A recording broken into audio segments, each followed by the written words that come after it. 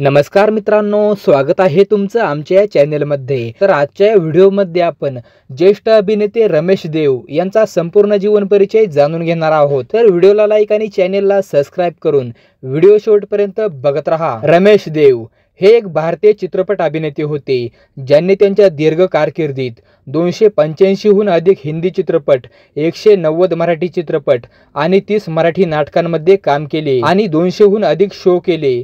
त्यांनी वैशिष्ट्यपूर्ण चित्रपट, दूरदर्शन मालिका आणि 250 हून अधिक जाहिरात चित्रपटांची निर्मिती देखील केली।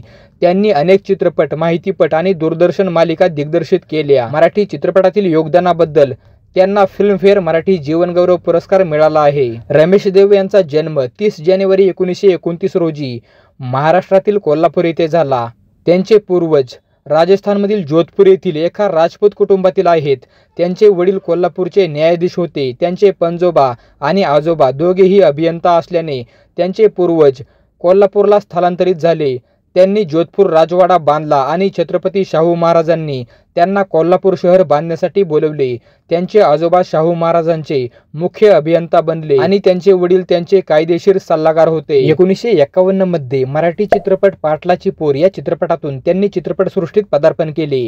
राजा परांजपे दिग्दर्शित आंधळा मागतोय एक डोळा ही त्यांची पहिली पूर्ण भूमिका होती। त्यांनी खलनायक म्हणून सुरुवात केली। राजश्री प्रोडक्शनची आरती हा त्यांचा पहिला हिंदी चित्रपट होता। त्यांच्या दीर्घ कारकिर्दीत त्यांनी राजेश खन्ना यांच्यासोबत आनंद, जोरू का गुलाम, आपकी कसम, प्रेमनगर, आशांती, गोरा या चित्रपटांमध्ये सहाय्यक भूमिका केल्या आहेत। मेहरबान, 10 लाख, रामपुर का लक्ष्मण, शत्रुघ्न सिन्हा स्टारर, मेरे अपने आणि इतर अनेक चित्रपटांमध्ये त्यांनी सहाय्यक भूमिका केल्या आहेत। जानेवारी 2013 मध्ये त्यांना 11व्या पुणे आंतरराष्ट्रीय चित्रपट महोत्सवात जीवनगौरव पुरस्कार मिळाला। 2006 मध्ये त्यांनी निवडुंग या मराठी मालिकेत काम केले होते। रमेश देव यांचे लग्न सीमा देव यांच्याशी झाले होते। रमेश देव यांचे पुत्र अभिनेता अजिंक्य देव आणि 2011च्या डेली बेली चित्रपटाचे दिग्दर्शक अभिनय देव आहे। 2 फेब्रुवारी 2022 रोजी वयाच्या 93व्या वर्षी हृदयविकाराच्या झटक्याने त्यांचे कोकिलाबेन धीरूभाई अंबानी रुग्णालयात निधन झाले। तर मंडळी, तुम्हाला ज्येष्ठ अभिनेते रमेश देव यांचा कोणता चित्रपट